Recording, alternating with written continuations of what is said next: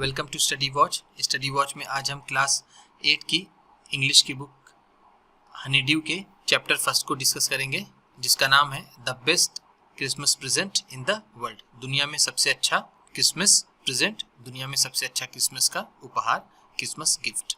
Okay, present को हम gift भी कह सकते हैं। बिफोर यू रीड, आप पढ़ें इससे पहले,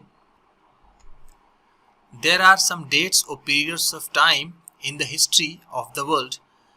कुछ तारीख, कुछ समय, कुछ ऐसा होता है इतिहास, दुनिया के इतिहास में, that are so significant that everyone knows and remembers them, कि वो इतना महत्वपूर्ण होता है, इतना उसकी इम्पोर्टेंस होती है कि एवरीवन नोज, सभी उसे जानते हैं, एंड रिमेंबर्स देम, और सभी उन्हें उस समय को, उस डेट को याद रखते हैं, या फिर उन्हें याद रहता है। वो जानते हैं और उन्हें याद रहता है, वो डेट याद रहती है, वो समय याद रहता है। इतने इम्पॉर्टेंट होते हैं हमारी हिस्ट्री में कुछ ऐसी तारीख है।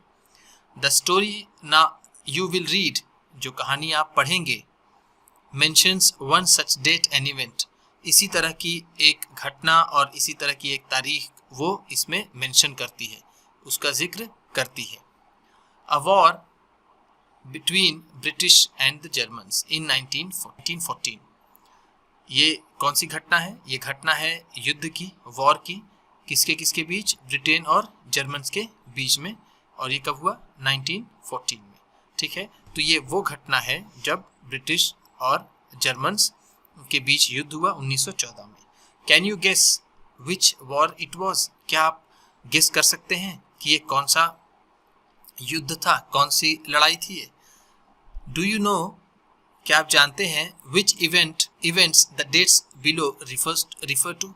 क्या आप जानते हैं कि ये जो नीचे डेट्स दी गई हैं वो किस इवेंट को रिफर करती हैं, किस इवेंट को बताती हैं? यानी इस डेट में कौन सी ऐसी यादगार घटना, जिसे हम कहते हैं सिग्निफिकेंट इवेंट, हुआ। ठीक है, चलिए।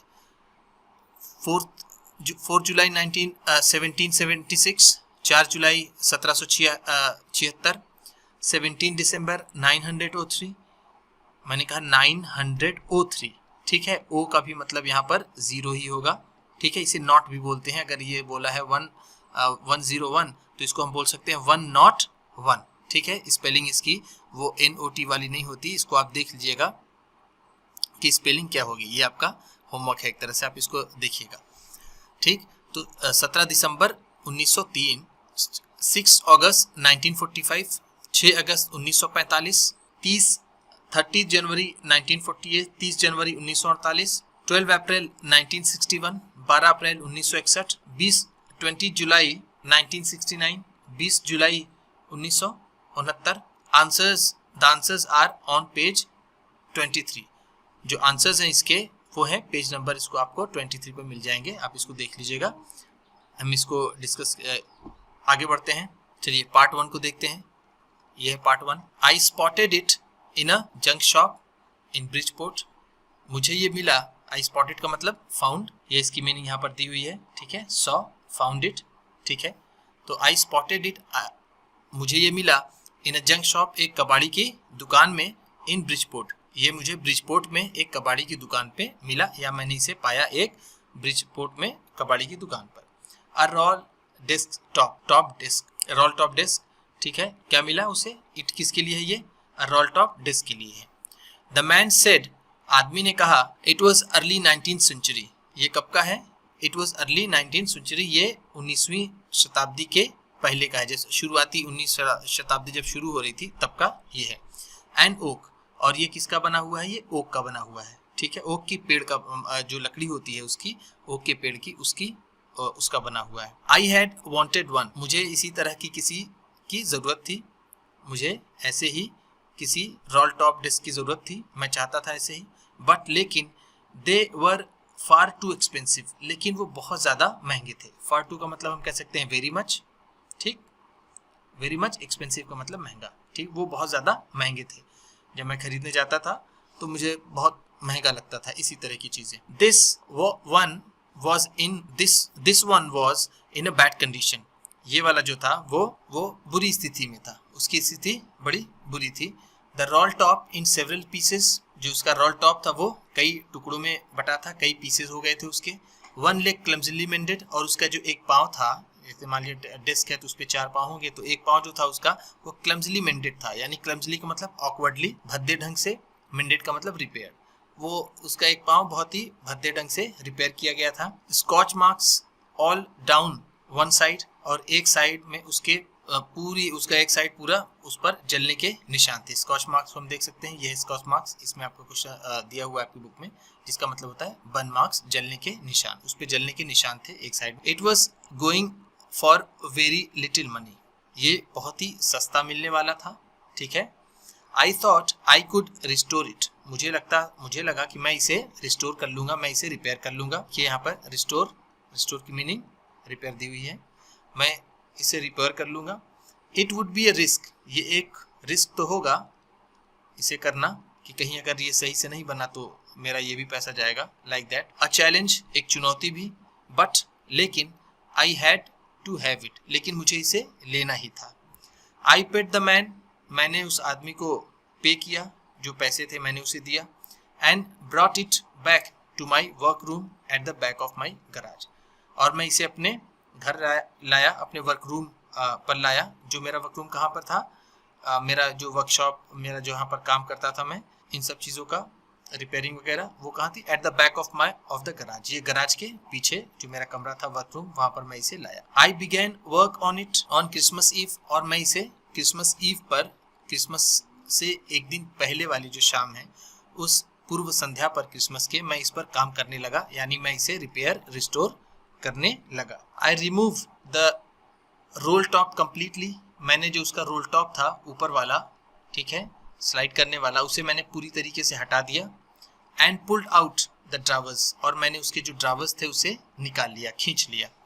The veneer had lifted almost everywhere, जो विनीर था उसका, जो ऊपर के उसके किसी भी लकड़ी पर डेकोरेशन के लिए लगाया जाता है, देखिए यहाँ पर विनीर की मीनिंग दी हुई है, a thin layer of plastic, किसी पतली परत प्लास्टिक की, या फिर डेकोरेटिव वुड, या फिर सजाने वाली लकड़ी की, on the furniture of a cheap wood, जो चीप वुड, जो सस्ती लकड़ी का फर्नीचर हो, उसे सजाने के लिए ऊपर से जो लगाया जाता है उसी को विनीर कहते हैं। तो विनीर जो था लिफ्टेड ऑलमोस्ट एवरीवेयर, वो हर जगह से उठा हुआ था, यानी वो हर जगह से निकला हुआ था। It looked like water damage to me, ऐसा लग रहा था कि पानी ने इसे नुकसान पहुंचाया। देखिए यहाँ पर टू मी लिखा हुआ है, तो यहाँ पर इसका सेंस हम ये ले सकते हैं कि जब इन्होंने खरीदा तो अब ये इनका हो गया था, तो अब इनको लग रहा था कि पानी ने इनका नुकसान किया था, नहीं तो इतना नुकसान इसका ना होता, ऐसा लगा। It looked like water damage to me, यानी पानी ने इसका नुकसान किया था।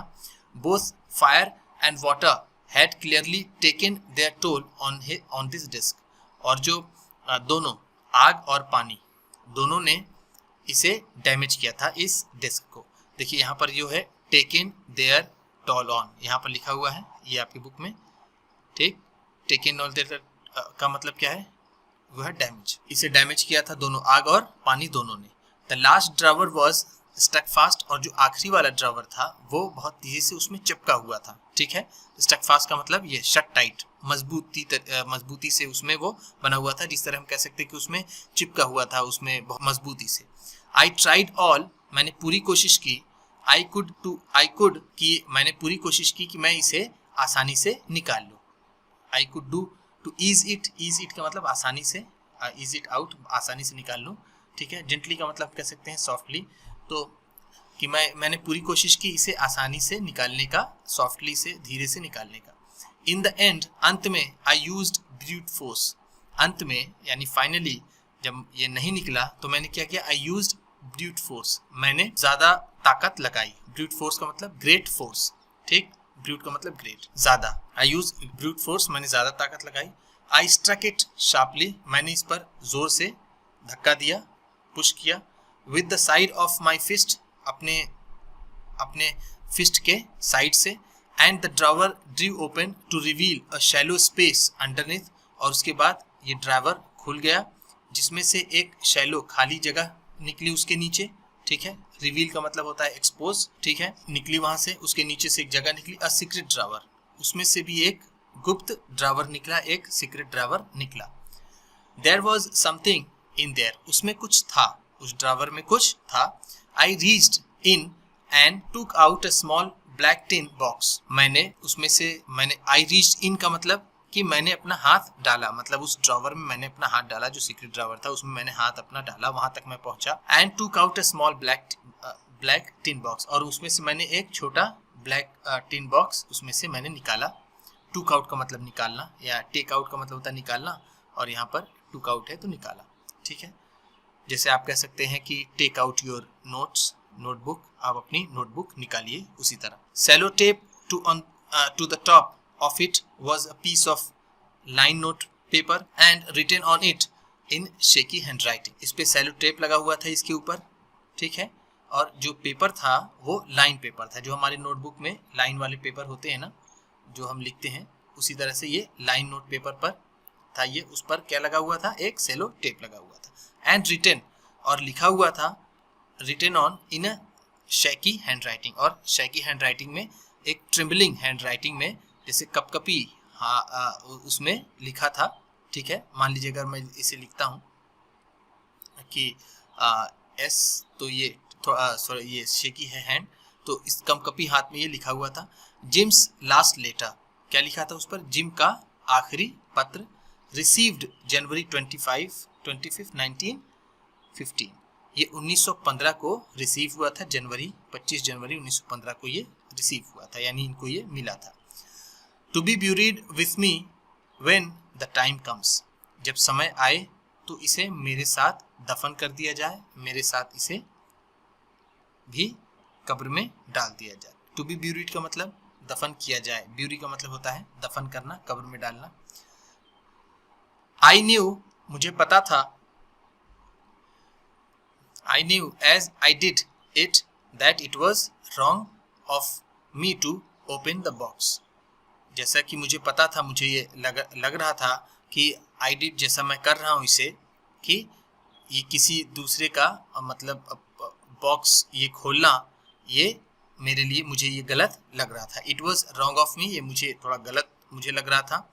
To open the box, box को खोलना, बट लेकिन curiosity got the better of my scruples, लेकिन जो उसकी क्यूरियोसिटी थी, जो उत्सुकता थी, उसके इस अपराध बोध पर हावी हो गई। तो स्क्रैपल्स का मतलब होता है, ये दिया हुआ है आपके बगल में, the feelings that make you hesitate to do something wrong, ऐसी भावना जब कोई गलत काम करने से आपको रोके या फिर आप हिचकिचाए, जिसे हम क्वाम भी कह सकते हैं। ठीक है, अगर जिसे कहते हैं बिना बेधड़क, बिना डरे कोई काम करना, तो कहते हैं विदाउट काम ही एंटर्ड द रूम, बिना डरे वो कमरे में आ गया। तो इसी तरह हम इसको कह सकते हैं कि उनकी जो उत्सुकता थी, उनकी जो क्यूरियोसिटी थी, ठीक है, जो ईगरनेस था उनकी वो उनके ऊपर हावी हो गई, उनके इस अपराध बोध पर हावी हो गई। इट यूजुअली डज, अक्सर ऐसा होता है। ठीक है, हमेशा उत्सुकता हावी हो जाती है हमारे अपराध बोध पर। Inside the box there was an envelope, box के अंदर, उस डिब्बे के अंदर, बॉक्स के अंदर क्या था, एक लिफाफा था, एक एनवेलप था। द एड्रेस रीड, एड्रेस लिखा था उस पर, Mrs gym Macpherson, Mrs gym Macpherson, 12 copper beaches, ये पता है, ठीक है, 12 कॉपर बीचेस, ब्रिजपोर्ट डॉसेट, ये पता था पूरा, ठीक है, ब्रिजपोर्ट डॉसेट, उस पर यही लिखा हुआ था उस पर। आई टूक आउट द लेटर, मैंने लेटर निकाला, मैंने पत्र निकाला, एंड अनफोल्डेड इट, और इसे मैंने मोड़ लिया। ठीक है, मैं आई अनफोल्डेड इट, मैंने इसे खोल लिया। ठीक है, I open it. It was written in pencil, ये पेंसिल से लिखा हुआ था, and dated at the top, और उसके ऊपर तारीख लिखी हुई थी, December 26, 1914, उस पर तारीख कौन सी लिखी थी, 26 दिसंबर 1914। चलिए एक बार फिर से हम उसका रिव्यू कर लेते हैं, जितनी अभी हम लोगों ने जो पढ़ा उसको एक बार फिर से समझ लेते हैं एक समरी की तरह। तक हमने जो पढ़ा कि द ऑथर फाउंड, जो ऑथर है इसके, found a role top desk in a junk shop. ठीक है, जंक शॉप में उसे एक रोल टॉप डेस्क मिलता है। It was in bad condition but cheap, ठीक है, ये बैड कंडीशन में था लेकिन ये सस्ता था। ही thought that he could restore it, उन्हें ये लगा कि वो इसे रिपेयर कर लेंगे।